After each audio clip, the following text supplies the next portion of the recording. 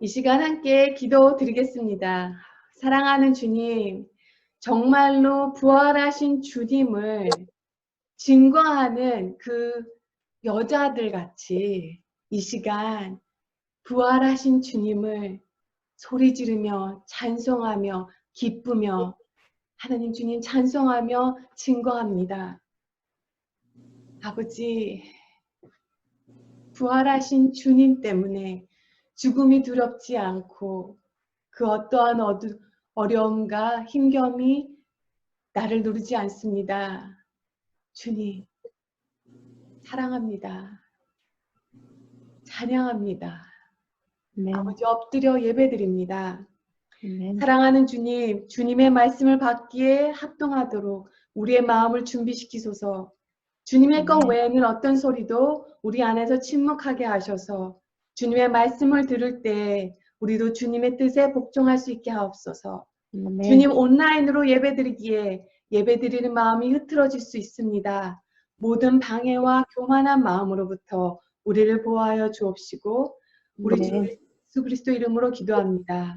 잎은 마르고 꽃은 시드나 우리 하나님의 말씀은 영원히 서리라. 오늘은 요한계시록 5장을 부활절 예배의 본문으로 정했습니다. 성경책이 옆에 있다면 요한계시록 5장을 펼쳐주세요. 요한계시록 5장은 십자가에서 일어나고 있는 세 가지 일이 무엇인지 알려주고 있습니다. 십자가에서 과연 무슨 일이 일어난 걸까요? 아주 간단한 세 가지예요. 아주 간단한 세 가지지만 이 세 가지가 기독교의 근본적인 믿음입니다. 마태복음 16장에서요. 저희가 재밌는 걸 보는데요. 예수님께서 자신이 예루살렘에 들어가셔서 올라가 핍박받고 죽음을 당하고 제3일에 부활하실 것을 예언했을 때 베드로가 예수님한테 이러죠. 절대로 그 일이 주님께 일어나서는 안 됩니다. 이 말을 들은 예수님께서 베드로에게 사탄아 내 뒤로 물러가라라고 말씀하세요. 베드로는 예수님을 너무 사랑하는 마음에 그런 일은 절대로 예수님께 일어나서는 안 됩니다라고 말을 한 건데 예수님은 베드로에게 어떻게 사탄아 내 뒤로 물러가라? 좀 너무 좀 가혹한 것이 아닌가라는 좀 느낌이 들기도 해요. 생각이 들기도 해요. 근데 여기서 예수님께서 말한 이 말씀의 뜻은 기독교에서 십자가와 부활을 이 두 가지를 빼버리면 더 이상 너는 하나님의 선교사가 아니라 사탄의 선교사라는 뜻이에요. 십자가는 기독교의 근본적인 믿음을 세 가지를 알려줍니다. 첫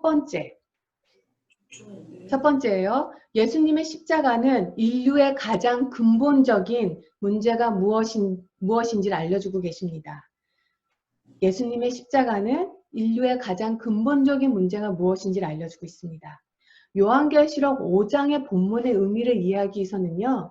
1절에서 말하는 이 두루마리의 의미를 가장 먼저 이해해야 해요. 7 인으로 봉해진 이 두루마리는 그 기록을 어떤 사람도 살펴볼 수 없도록 완전히 밀봉되어 있습니다. 7이라는 숫자는요. 완전한 숫자를 말하거든요. 요한은요. 7이라는 숫자를 그래서 사용하는 거 되게 좋아해요. 오늘 요한계시록 5장에서 7이라는 숫자가 도대체 몇 번이나 나오는지 한번 보세요. 그 7인 완전하게 봉해진 이 두루마기를 너무나 거룩하고 성스럽기에 이 세상 그 누구도 이것을 뗄 자격이 없는 것 같습니다. 1절이 내가 사도 요한을 말하죠. 봄에 보좌에 앉으신 이의 오른손에 두루마기가 있었으니 안팎으로 썼고 7인으로 봉하였더라. 이 본문에서 말하는 이 두루마기는 이런 것 같습니다. 먼저 첫 번째 인을 뗀 다음에 그 다음에 두 번째 인이 나올 때까지 그 두루마리 위에 써있는 글을 쭉 읽어요. 위아래로. 두 번째 인이 나올 때까지요. 그리고 두 번째 인이 나오면 또 두 번째 인을 떼고 또 그 두루마기에 써 있는 글을 쭉 읽습니다. 세 번째 인이 나올 때까지요. 또 세 번째 인이 나오면 세 번째 인을 떼고 또 그 두루마기 위에 써 있는 글을 위아래로 써 있는 글을 또 읽습니다. 이렇게 계속 반복하는데요.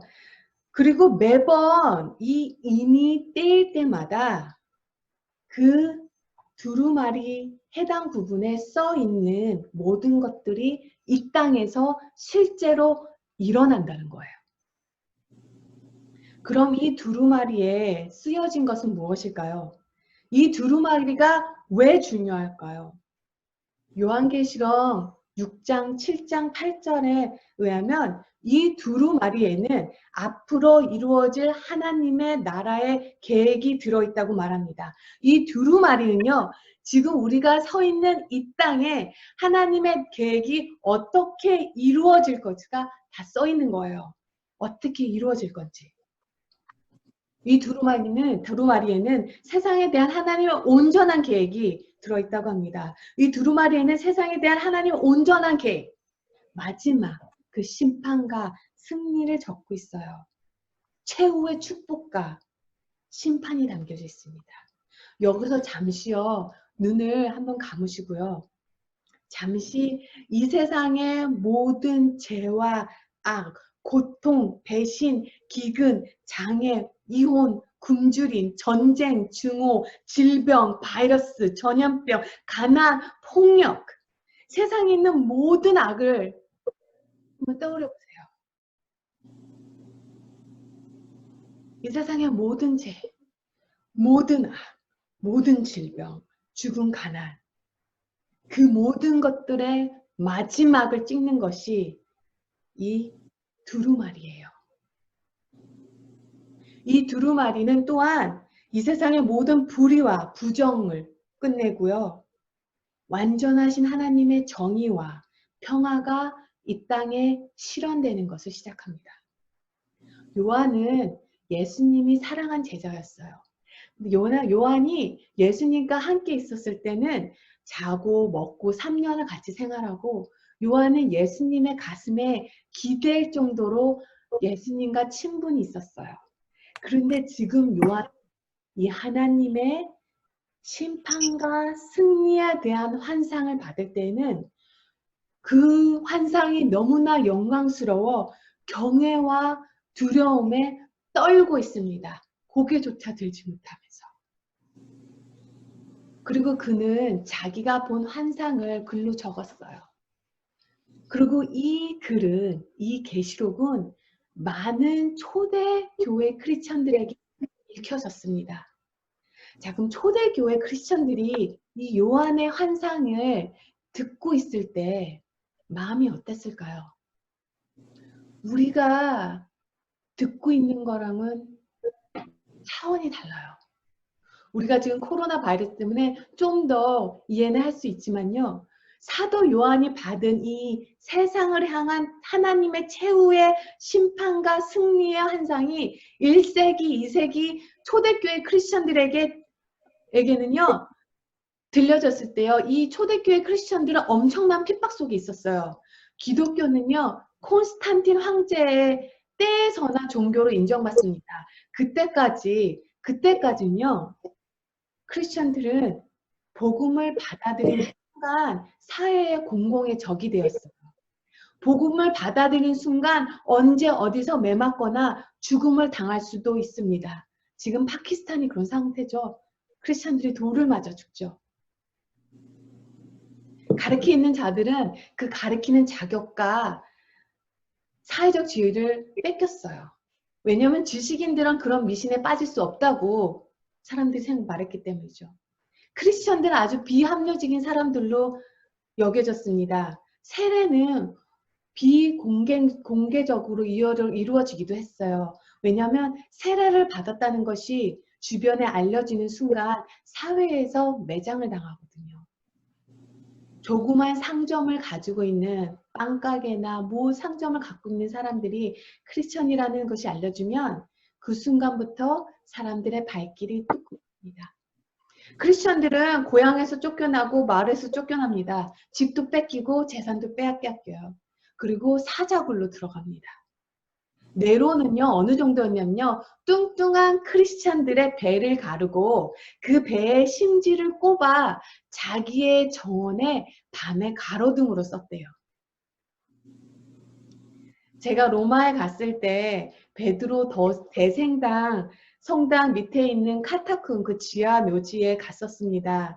그곳에는요, 어린 아기부터 어른들까지 예수를 믿는다는 그 하나만으로 박해받은 수백 명의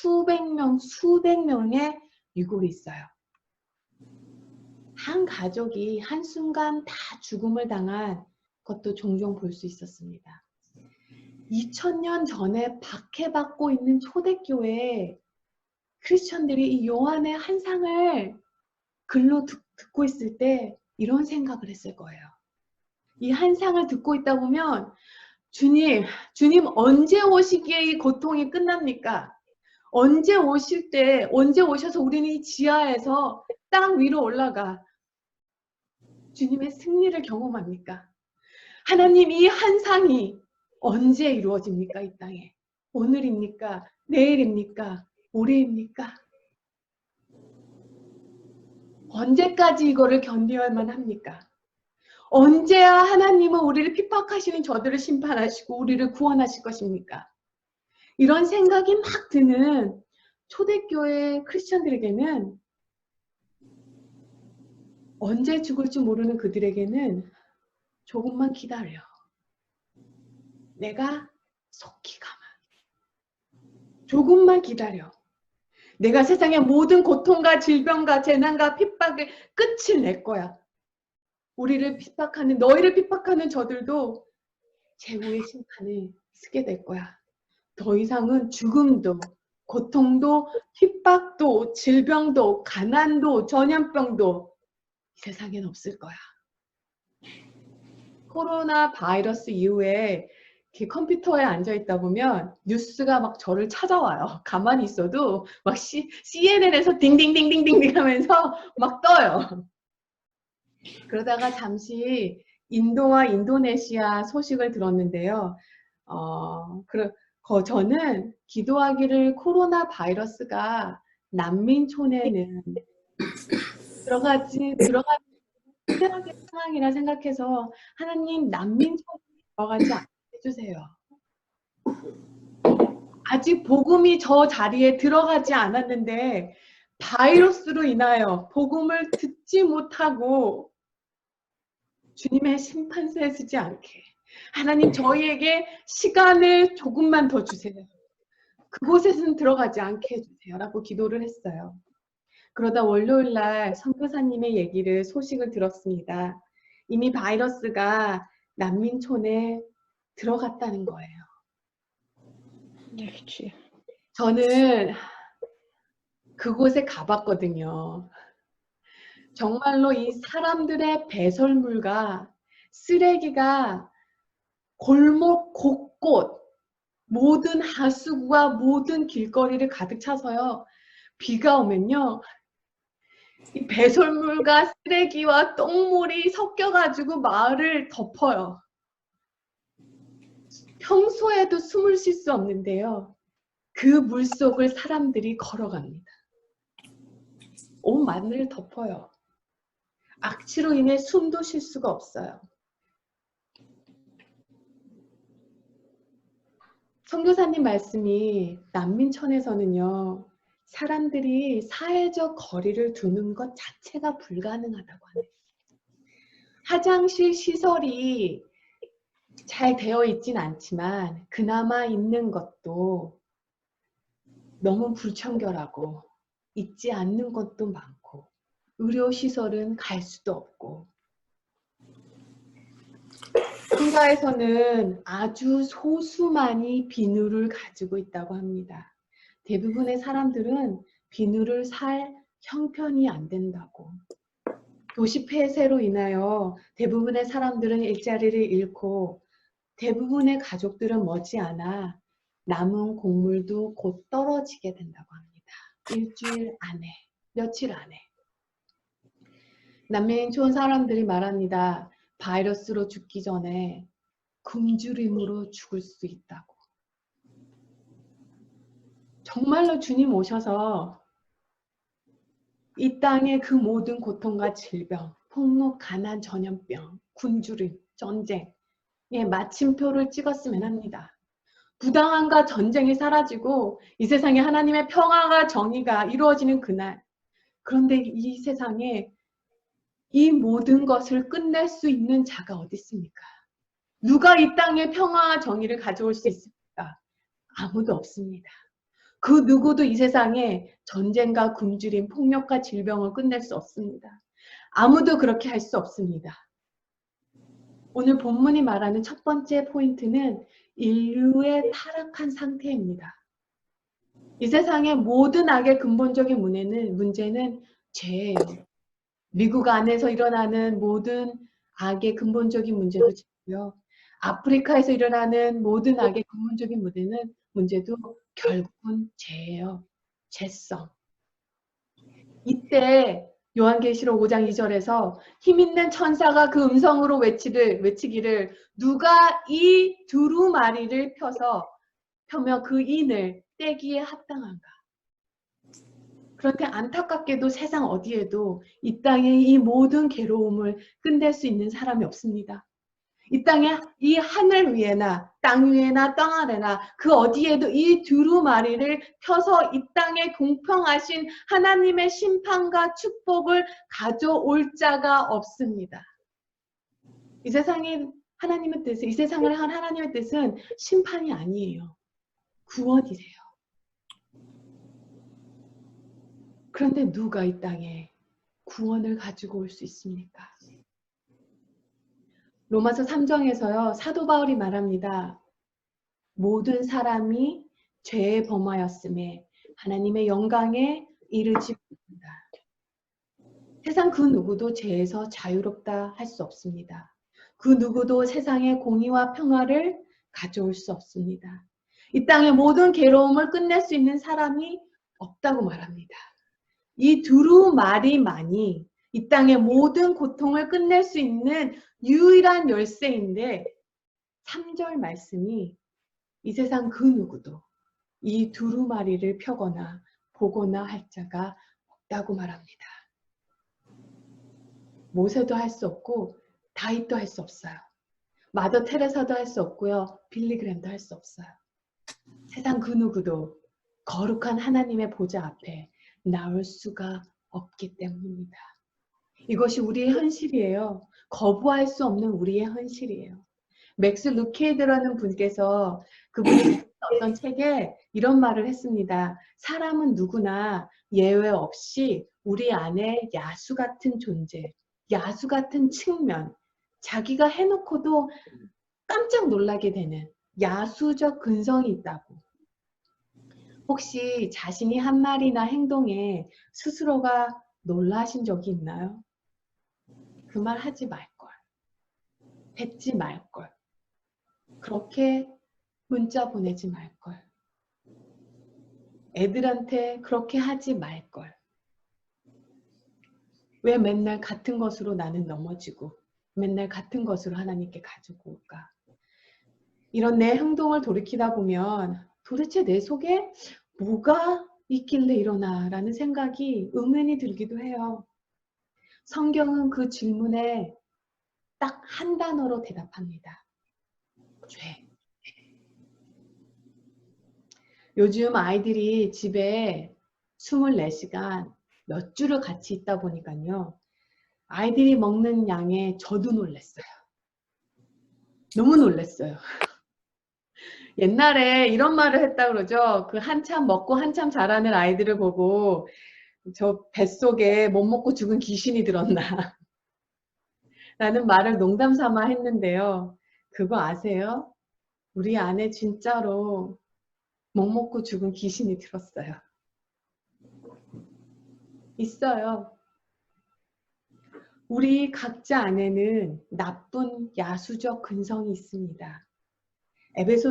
에베소서는요, 우리가 본질상 진노의 자녀라고 말합니다. 이것은 우리가 선한 일을 행할 수 없다는 것을 말하는 것이 아니고요. 우리는 선한 일을 합니다. 본질상 진노의 자녀라는 뜻은 우리가 악을 행하지 않을 수 없다는 말이에요. 악을 행하지 않을 수 없다. 신학적 용어로요, 이것을 전적으로 타락한 존재라고 말하는데요. 존재 중심부터 이기적이라는 말이에요. 다윗은 말했습니다. 나는 태어날 때부터 죄인이었으며 어머니가 나를 뵌 순간부터 죄생을 지내고 있다고. 이 말에 해당되지 않은 사람이 없습니다. 우리 모두는 죄의 성향을 안고 태어났어요. 어떤 분께서는 이 말을 들으면 난 아니야. 그래도 나는 다른 사람들보다 비해 그래도 나는 그래도 좀 괜찮은 편이야. 라고 말할 수도 있겠죠. 근데 이 맥스 루케이도가 이런 말을 했어요. 다른 이들에 비해 나는 그래도 괜찮은 사람이야. 괜찮은 편이야. 라고는 돼지도 말할 수 있다고. 돼지도 자기 동료들을 둘러보며 이렇게 말할 수 있다. 난 그래도 깨끗한 편이야. 그러나 돼지를 사람에 견주면 돼지는 도움이 필요한 상태입니다. 깨끗하지 않죠. 우리 인간도 하나님의 견주면 똑같이 도움이 필요합니다. 죄 없다 함의 표준은 돼지 여물통에서가 아니라 하늘의 보좌에 있습니다. 하나님의 표준으로 그 누구도 하나님의 보좌 앞에 나올 수 있는 사람이 없습니다. 그래서 요한이 크게 웁니다. 요한이 크게 울부짖습니다. 사도 요한이 안타까운 마음으로 울부짖을 때 5절에서 장로 중에 한 사람이 울지 말라고 합니다. 장로 중에 한 사람이 내게 말하되 울지 말라. 유대 지파의 사자 다윗의 뿌리가 이겼으니 이 두루마리와 이 7인을 떼시리라 하더라. 십자가 위에서요. 예수님께서는 첫 번째 세상의 근본적인 문제, 바로 죄의 문제, 누구도 죄에서 자유롭지 않음을 보여줍니다. 두 번째로는요. 십자가에서 예수님께서는 그 죄에 대한 죗값을 치르셨음을 보여주십니다. 출애굽기 12장에서 하나님께서 이스라엘 백성을 이집트에서 구출하실 때 10가지 재앙을 보내세요. 마지막 재앙으로 모든 집에서 처음 태어난 아들을 죽이는 재앙을 보내셨어요. 근데 성경을 읽으면요. 구약부터 신약까지 하나님은 죄를 심판하세요. 근데 하나님께서 심판하실 때는요. 그 심판에서 벗어날 수 있는 길을 항상 마련해 주셨어요. 그래서 하나님께서는 모세를 통해서요. 이 심판에서 벗어날 수 있는 길을 알려주셨어요. 그것은 바로 각자가 가족대로 그 식구들을 위하여 어린 양을 잡은 후 죽이고 그들의 문의 양쪽 틀과 위쪽 문틀에 이 어린 양의 피를 바르는 거예요. 그러면 죽음의 찬사가 그 집을 피합니다. 그렇게 하나님의 말씀을 믿고 순종하고 따른 사람들은 하나님의 심판에서 벗어날 수 있었습니다. 피할 수 있었죠. 그리고 그때 이후부터는요. 하나님께서는 매년마다 6월절 동안 이스라엘 사람들에게 흠이 없는 동물을 집으로 데리고 들어가서 그 동물과 5일을 같이 지냅니다. 일요일날 동물을 데리고 들어오면요. 금요일까지 이 어린 양과 온 가족이 함께 이 어린 양을 데리고 들어왔다고 생각을 해보세요. 그럼 아이들이 엄마 이게 뭐야? 엄마 이게 뭐? 아빠 이게 뭐야? 이게 뭐하게? 뭐 하려고? 아빠 이게 왜 여기 있어? 하고 물어볼 거예요. 그럼 부모님은 아이들에게 이렇게 말합니다. 우리의 죄로 인해 이 어린 양이 대신 죽을 거야.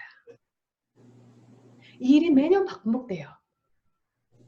아이들은 동물을 무지 좋아하죠. 단 며칠만 지내도요. 이 아이들은 이 동물과 아주 특별한 그런 애정을 갖게 되죠. 그렇게 며칠을 지나다 보면 금요일날 어린 양이 바칠 때가 오면 아이들이 울 거예요. 아빠 이거 안 하면 안 돼? 아빠 얘 그냥 안 죽이면 안 돼? 아빠 그냥 얘 그냥 이거 하지 않고 그냥 놔두면 안 돼? 왜 꼭 이렇게 해야 돼? 아빠 안 돼. 그럼 부모들은 아이들한테 말하죠. 이 양은 우리의 죗값을 대신 지불할 거야. 너의 형의 죄 때문에 이 어린 양이 죽음 당할 거야. 우리의 죄 때문에 이 어린 양이 대신 죽음을 당할 거야. 너의 죄 때문에 이 어린 양이 대신 죽음을 당할 거야. 이것을 매번 반복해서 듣고 또 듣다 보면 아이들이요. 누군가는 자신의 죄값을 지불해야 된다는 것이 가슴에 박힙니다. 누군가는 죄값을 지불해야 해요. 요한은 그것이 예수님이 오신 이유임을 알았습니다. 요한은 예수님께서 이 세상에 어린 양으로 오셨다는 걸 알았어요. 요한은 예수님께서 이 세상에 오셔서 죽임 당할 어린 양이 되셨다는 것을 알았습니다. 요한은 이 세상에서 예수님께서 이 세상에 오셔서 죽임 당한 어린 양으로 나와 모든 성도님의 죄를 그리고 나의 죄를 치르셨다는 것을 알았습니다. 5절에서 내가 또 보니 보좌와 내 생물과 장로들 사이에 한 어린 양이 서 있는데 일찍이 죽임을 당한 것 같더라고 말합니다. 우리가 구원받은 것은요. 2000년 전에 로마 장병들이 한 사람을 십자가에 못 박았기 때문이 아닙니다. 2000년대 로마 시대 때에는 하루에 몇백 명이 십자가에 못 박혔어요. 우리가 구원받은 것은 이 십자가가 하나님께서 하신 것이기 때문입니다. 우리가 구원받은 것은 하나님의 아들 예수님께서 십자가를 선택하셨기 때문입니다. 예수님께서 하나님의 심판과 분노의 잔을 마시기로 선택하셨기 때문입니다. 그 누구도 하나님의 보좌 앞에 나아갈 수 없지만 예수님께서 십자가에서 그 값을 치르셨기 때문에 사랑하는 모든 성도님과 그리고 제가 하나님 앞에 오늘 나올 수 있습니다. 아멘. 예수님께서 십자가 돌아가셨을 때 성전의 베일이 위에서 아래로 찢어졌습니다. 이스라엘의 성막은 이 두꺼운 베일 커튼으로 두 개로 나누어져 있습니다. 이 지성소 베일 뒤에는 언약궤가 있어요. 그리고 대제사장만이 1년에 한 번 속죄 제물을 드린 다음 그리고 그 제물의 피를 이 휘장, 이 베일에 뿌린 후에야 그 안에 들어갈 수 있습니다. 예수님께서 십자가에 돌아가셨을 때 이 성전의 휘장이 찢겼다는 것은 이제는 그리스도를 믿는 모든 자는 하나님 앞에 나올 수 있다는 거예요. 아멘. 예수님께서 자신의 피로 하나님 앞에 나오는 통행료를 지불하셨다는 거죠. 아멘. 그래서 그리스도를 신뢰하는 자는 하나님의 보좌 앞에 언제든지 나올 수 있다는 거예요. 대제사장이 아니라도 나올 수 있습니다.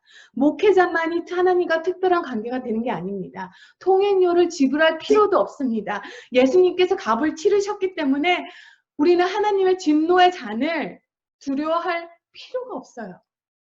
아멘. 제가 요즘에 저수지 얘기를 좀 많이 하게 되는데요. 어떤 주석에서 예수님께서 십자가에서 하신 일이 이와 같다고 예를 들은 게 있어요.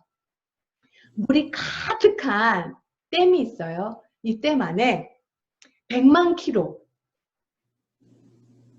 넓이와 그 수심이 또 100만 킬로가 되는 그 댐 안에 물이 가득히 채워져 있습니다. 이 댐에 물이 가득히 찬 이 엄청난 댐의 문이 열리고 그 물이 나에게 급류같이 돌진하며 수나미같이 나한테 막 달려오고 있어요. 이 물이 나를 덮치려고 하는 그 순간 바로 직전에 땅이 갈리고 그 갈라진 땅에서 이 물을 다 마십니다. 예수님께서 십자가에서 하신 일이 이것보다 더 큰 거예요.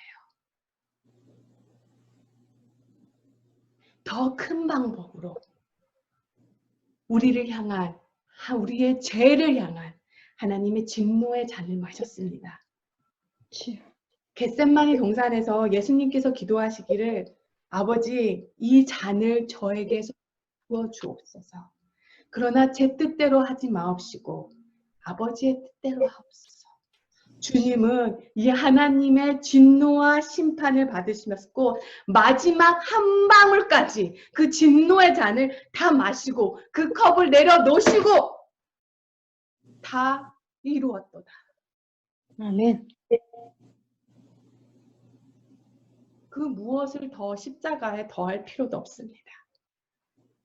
십자가는 구약에 매년 지내는 제사와 달리 다시 반복할 것도 없습니다. 왜냐? 무덤에서 부활하셨기 때문이에요. 아멘. 할렐루야. 죽음을 승리하셨기 때문이에요. 아멘. 질병과 고통과 전쟁을 마지막을 찍으셨어요. 그래서 히브리서 저자가 9장에서 말합니다. 대제사장이 해마다 다른 것의 피로써 성소에 들어가는 것 같이 자주 자기를 드리려고 아니하실지리니 그리하면 그가 세상을 창조한 때부터 자주 고난을 받았어야 할 것이되 이제는 자기를 단번에 제물로 드려 죄 없이 하시려고 세상 끝에 나타나셨으니 한 번 죽는 것은 사람에게 정해진 것이요 그 후에는 심판이 있으리라. 이와 같이 그리스도도 많은 사람의 죄를 담당하시려고 단번에 들이신 바 되었소. 아멘. 주님께서 우리의 죄의 대가를 다 지불하셨어요. 아멘. 그래서 세 번째로요. 십자가에서 일어난 일이 뭐냐면요. 세 번째로 십자가 때문에 예수님은 지극히 높은 곳에서 찬양받기에 합당하십니다. 9절 말씀입니다. 그들이 새 노래를 불러 이르되 두루마리를 가지고 그 인봉을 떼기에 합당하시도다. 일찍이 죽음을 당하자 각 족속과 방언과 백성과 나라 가운데 사람들을 피로 사서 하나님께 드리고 12절 큰 음성으로 이르되 죽음 당하신 어린 양의 능력과 부와 지혜와 힘과 존귀와 영광과 찬송을 받으시기에 합당하도다 하더라. 13절 내가 또 드리니 하늘 위에 땅 위에 땅 아래 땅 바다 위에 또 그 가운데 모든 피조물이 이르되 보좌에 앉으신 이와 어린 양에게 찬송과 존귀와 영광과 권능을 세세토록 돌릴지어다 하니 아멘. 내 생물이 이르되 아멘하고 장로들은 엎드려 경배하더라. 아멘. 그러므로 우리도 이 시간 모두 아멘으로 대답하며 이 아멘. 부활절에 그리고 모든 주일에 주님 앞에 경배드려 찬양을 올려드립니다. 아멘. 아멘. 이 시간 성찬으로 초대합니다.